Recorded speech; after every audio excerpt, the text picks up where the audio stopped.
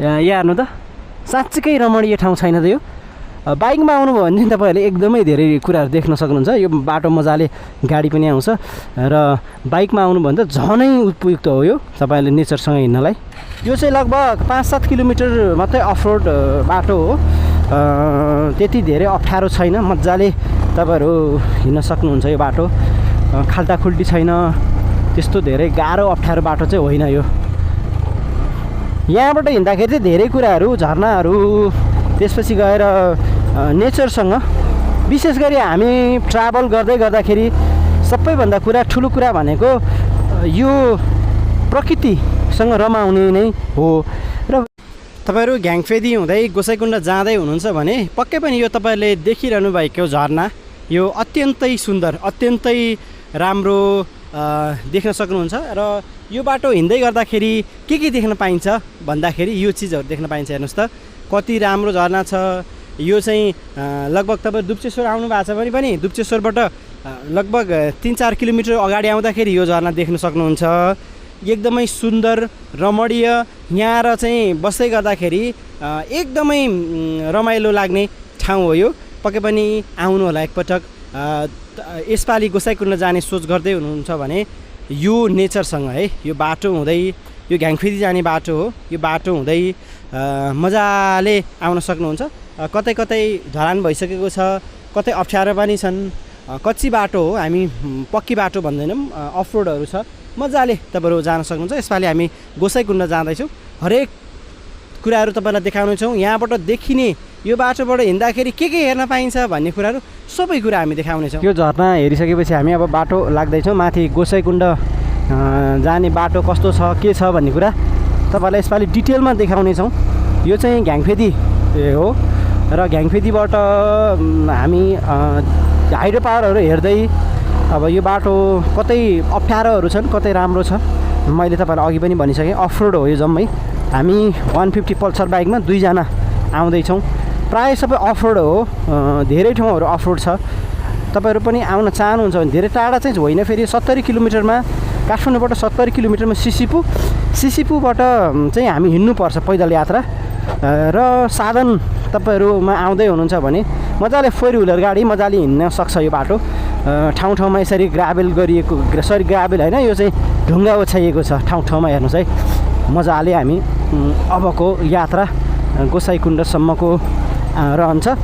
यो चाहिँ हामी घ्याङफेदीबाट लगभग 4-5 किलोमिटर माथि चाहिँ सिसिपु भयो र यो चाहिँ अहिले हामी घ्याङफेदी जाँदैछौँ। घ्याङफेदी पुगेकै छैनौँ, घ्याङफेदी पनि तपाईँहरूलाई देखाउनेछौँ। र यहाँबाट चाहिँ निकै नजिक र छोटो बाटो पनि भनिन्छ। हामीले तपाईँलाई बारम्बार देखाइरहेका छौँ, हरेक वर्ष तपाईँलाई देखाइरहेका छौँ। यसपालि चाहिँ मोटर बाटोको पनि भिडियो चाहियो भन्नुभएपछि हामीले तपाईँहरूमाझ मोटर बाटोको सबै डिटेलहरू लिएर आउँदैछौँ। र म चाहिँ 150 बाइकमा 2 जना, हामी 2 जना जाँदैछौँ। 2 जना लिएर मजाले जान सक्छौँ हामी। यो चाहिँ लगभग 5-7 किलोमिटर मात्रै अफरोड बाटो हो। त्यति धेरै अप्ठ्यारो छैन, मजाले तपाईँहरू हिँड्न सक्नुहुन्छ यो बाटो।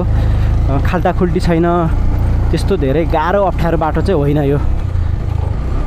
यहाँबाट हिँड्दाखेरि चाहिँ धेरै कुराहरू, झरनाहरू, त्यसपछि गएर नेचरसँग, विशेष गरी हामी ट्राभल गर्दै गर्दाखेरि सबैभन्दा ठुलो कुरा भनेको यो प्रकृतिसँग रमाउने नै हो। र यो बाटो हिँड्दाखेरि चाहिँ प्रकृतिसँग रमाउन पाइन्छ। छोटो बाटो पनि रह्यो, एक त छोटो बाटो, कम खर्चिलो पनि भन्छु म। यो बाटो हिँड्दै गर्दा कम खर्चिलो पनि छ, छोटो बाटो छ र तपाईँहरू इन्जोय गरेर मजाले घुमेर हिँड्न सक्नुहुन्छ। अब हामी चाहिँ, म चाहिँ घरबाट लगभग 12 बजीतिर, 12-12:30 हिँडेको थिएँ। अहिले चाहिँ हामी भिडियो खिच्दै आउँदाखेरि हामीलाई चाहिँ 1-1.5 घन्टा लाग्यो यहाँ पुग्नलाई। तपाईँहरू सरासर आउनुहुन्छ भने सहजै रूपमा सजिलोसँग जान सक्नुहुन्छ। तपाईँहरू यो खोला हेर्नुहोस् है, यो चाहिँ सूर्यकुण्डबाट आएको खोला। अब पक्कै पनि यो बाटोबाट जाँदै गर्दाखेरि के देख्न पाइन्छ, केहरू देख्न पाइन्छ भन्नुहुन्छ भने तपाईँहरूले यो बाटो जाँदै गर्दाखेरि 3-4वटा कुण्ड देख्न पाउनुहुन्छ। कुण्ड चाहिँ 3-4वटा देख्न सक्नुहुन्छ। र सूर्यकुण्ड मेन चाहिँ तपाईँहरूले पहिलोचोटि सूर्यकुण्ड देख्नुहुन्छ। सूर्यकुण्ड जुन हाम्रो भगवानको आस्था अनुसार पहिला सूर्य देवतालाई पूजा गरेर चाहिँ पहिला गणेश देवतालाई पूजा गर्ने, त्यसपछि सूर्यलाई पूजा गरेर हेर्नुहोस् है। यहाँ माथि हेर्नुहोस्, यहाँ हेर्नुहोस् त कस्तो ठुलो यहाँ झरना हेर्नुहोस् है। ल म तपाईँहरूलाई देखाउँछु ल यो गोप्रोबाट यसरी ल हेर्नुहोस् त।